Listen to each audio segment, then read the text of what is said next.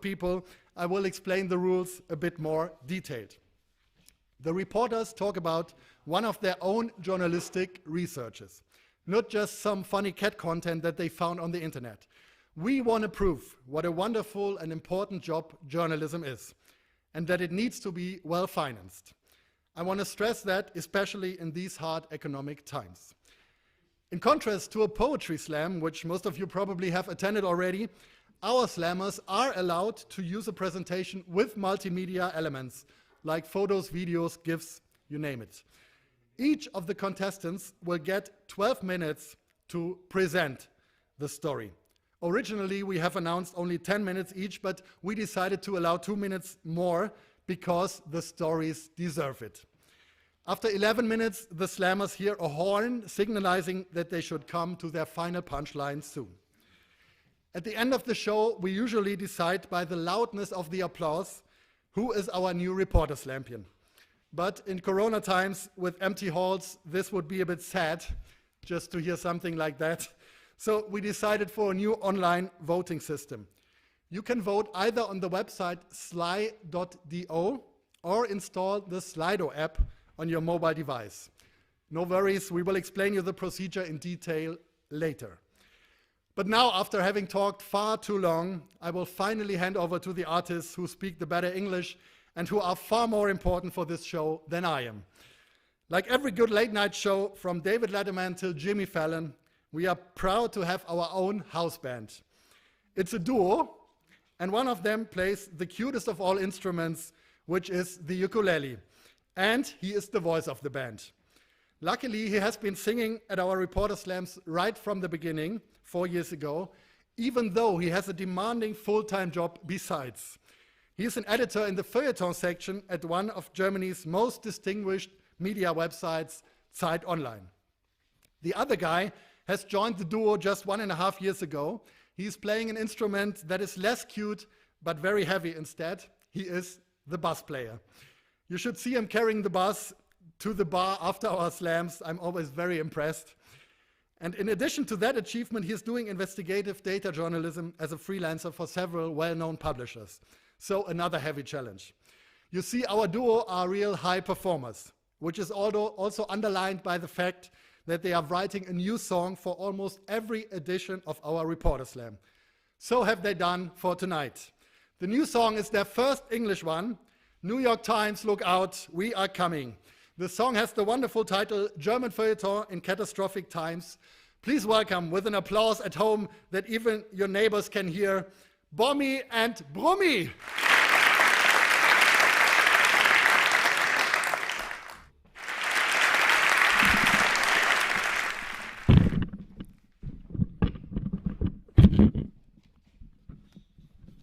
Good evening. Oh, are we on? I pretty much hope so. I have to correct Jochen in one aspect. I think our English is not better than his. Or maybe Brummi's is, but you can't hear it. You can only play him tonight. English, Anglo-American B flat instead of Hess, German Hess. But you won't notice. And we have another problem tonight, and that is we are not even reporters, as Jochen already pointed out. So Romy is a data-driven journalist, and I'm doing even more unserious stuff, arts, literature, so pretty much everything the famous German feuilleton does. And I want to reflect on this job now in this age of Corona and other catastrophes. And yes, the song, as Jochen already said, is German Feuilleton in Catastrophic Times. Enjoy. 1, 2, 3.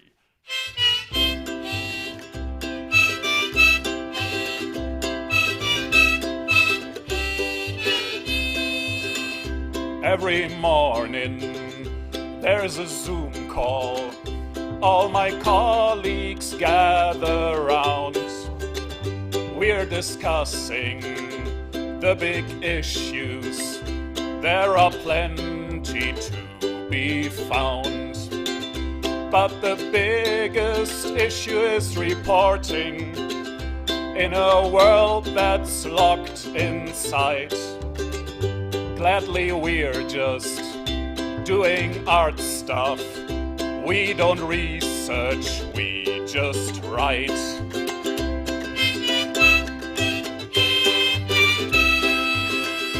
After months it gets annoying, all our thought-provoking thoughts. I've explained this world more often than did Jesus and Karl Marx. But the bad guys, they just never listen to the German feuilleton. So the increase of the decline, it goes on and on and on.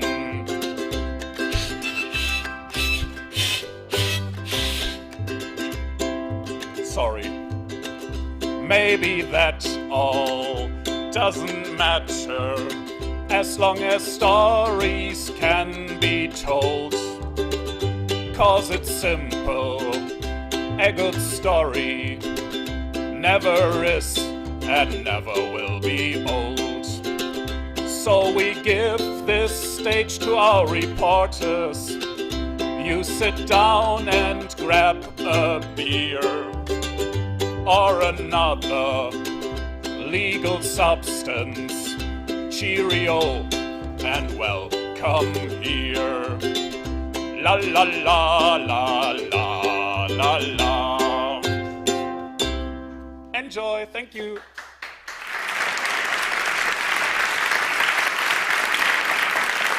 Bommy and Brummy, ladies and gentlemen. May I give you your paper, Bommy? Thank you so much. A bit of improvisation. Just to repeat it, Bommy and Brummy, you can subscribe for their YouTube channel, which is called MC Ice Bommy. You'll find a lot of catchy German ukulele songs there, and as you've just heard in their lyrics, some thought-provoking thoughts. So, and I just heard from our director of the show that we had some technical problems at the beginning. I apologize for that. I hope we didn't lose too many viewers. Of course, you missed some wonderful jokes of mine, but we promise you to edit this video and you can watch the first part later on. But you were also missing something very important, which is our partner who made all this event possible. And so I want to tell you once again who this partner is. It's a cooperation with the Bosch Alumni Network. And I want to shortly tell you what they are doing. They connect former and current fellows of the Robert Bosch Foundation from all around the world in order to foster collaboration. It is coordinated by the International Alumni Center, a think and do tank for communities with social impact, which was founded by the Robert Bosch Foundation 2017. Right here in the IAC Berlin, we are broadcasting the moderation tonight. And I want to add that the Bosch Alumni Network actually has more than 6,000 members with various professional backgrounds. Members are, for example, scientists in West Africa, civil servants in South Europe, or teachers in Germany. And around 1,500 of them are journalists. And 3 of them will be performing tonight. And now we start with our Reporter Slam competition. I hope you have grabbed a beer or another legal substance, as you heard in Bommy's song. And I hope you have found a cozy sofa or a park bench to sit on. Our first contestant comes from a country where live journalism has been invented. It's the United States of America. But for a certain period, she has left the country, maybe because not everything there is funny at the moment, and has moved to Berlin. She works as a freelance journalist here for well-known media like The Atlantic, CBS, and BBC. She also got a fellowship from the Institute of Current World Affairs, in short, ICWA, and her research focuses on the rise of right-wing populism, primarily in Germany, but also in neighboring countries. And to one of these neighboring countries, we are taken today by her presentation. It's a small, beautiful country with a capital that has been elected the world's most livable city already several times, Vienna. She's sitting right there now, so we switch over to Vienna. Welcome, the floor is yours, Emily Schultheis. Hi, everyone. Thanks so much for tuning in tonight. As you can see, here I am in beautiful Vienna. Oh, other direction. I don't know how to use this thing yet. So when I was asked to do this event, I was a little bit apprehensive to start. I mean, as Jochen said, I cover the rise of populism. It's not exactly the most lighthearted topic. Put me in a room together with someone who's covering climate change and someone who's been writing about the effects of COVID-19, and we would be probably the most depressing party ever. That said, I thought about it a little bit more, and it turns out I actually think I've got a good story for you tonight.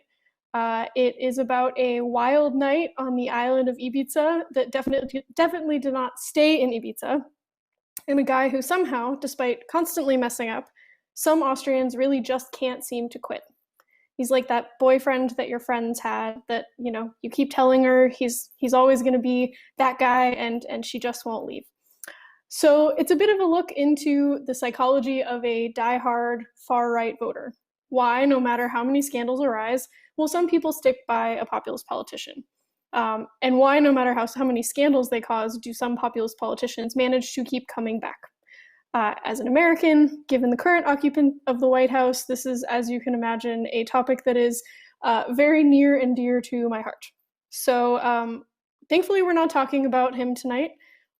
Instead, I will introduce you to our main character. So, sorry, our signal to move on to the next slide if you see me do this the rest of the evening. So, if we can move on to the next slide. I will show you Heinz Christian Strache, or HC for short. Oh, 2 slides. That's okay. We can stay there. Thank you. So he is 51 years old, born here in Vienna, and originally studied to be a dental technician, which is, you know, for better or worse, a career calling that did not stick with him. He, for the last 3 decades, has been involved in the Austrian Freedom Party, or the FPÖ. And for 15 years, he was head of that party. So, again, with the thumbs up, just like our buddy HC, we'll move on to the next slide. The FPÖ is one of the oldest and most successful far-right parties in Europe. It's nationalist, it's Eurosceptic, it's strongly anti-immigration, and especially under Strache, it has become increasingly Islamophobic. Like other far-right parties, it has definitely capitalized on the many refugees that arrived in Europe in 2015 and 2016. So here, for example, you can see a couple of the slogans since Strache took over. Vienna should not become Istanbul. Strache says what Vienna is thinking. Islam needs to be stopped. Vote for the FPÖ against the EU's asylum chaos, and so on and so forth. So, not thumbs up to the content, but thumbs up to our next slide. So in parliamentary elections in 2017, the party did pretty well, got about 26% of the vote, and ended up becoming the junior partner in Austria's government. So here in this slide, you see Strache standing next to Sebastian Kurz, who became the chancellor. He's from the center-right People's Party. Strache became the vice chancellor, and, you know, despite predictions that this would lead to utter chaos, that the parties would have huge amounts of infighting, that the FPÖ would do something to mess it up, for a while, things seem pretty stable. And that's where Ibiza comes in. So one Friday night, May of last year, 2 of the biggest news outlets in Germany, Der Spiegel and Süddeutsche Zeitung, dropped a huge bombshell that back in 2017, just before the elections, Strache and one of his fellow FPÖ party leaders were at a villa in Ibiza with a woman blacked out there who they thought was the niece of a very wealthy Russian oligarch. And they said, we would be happy to help you get some massive government contracts if you'll help us win the election. They sat there sipping some vodka Red Bulls, which is a drink that is the favorite beverage of Strache and then otherwise mostly just teenage girls, and plotted ways that she could help them out. So, you know, they talked about whether she could buy the biggest newspaper in Austria, the Krone Zeitung, and other ways that they might be able to get some financial help from her. Just the normal stuff that you do on vacation in Ibiza, right? You know, and a lot of people do things they regret there, but you know, this is kind of on a bit of a different level, because unbeknownst to them, as you can see from the photos there, they were being filmed the entire time. I don't know about you. If I had known I was being filmed, I might have chosen a different t-shirt than the one that Strache picked there, but far be it from me to give fashion advice. As you can imagine, and as you can see from these slides, This ended Strache's time as vice chancellor of Austria. Kurz, the chancellor, called for snap elections. Strache resigned, but he did it in a way that, to someone who covered the 2016 election in the United States, sounded basically like an Austrian version of "it was just locker room talk." He said that this was a drunken episode and apologized not to the country, but apologized to his wife for the vodka Red Bull fueled need to impress this pretty Russian woman. He also said that he was the victim of character assassination, which made it seem like the whole thing was really just a massive conspiracy against him and against the party. Also things that I remember a little bit from my time covering politics in the States. So we'll go forward. Under normal circumstances, this would be career ending for him, disastrous for the entire party. But the first sign that things maybe didn't go the way that they would for pretty much anybody else came about 2 weeks later in the European Parliament elections. You can see there's a gray line there, and just before that gray line is where the scandal happened, and after the gray line is what happened throughout the rest of the election campaign. So essentially, they lost a couple percentage points, but not a lot. And because Austria has kind of a quirky voting system where you can vote for specific people directly,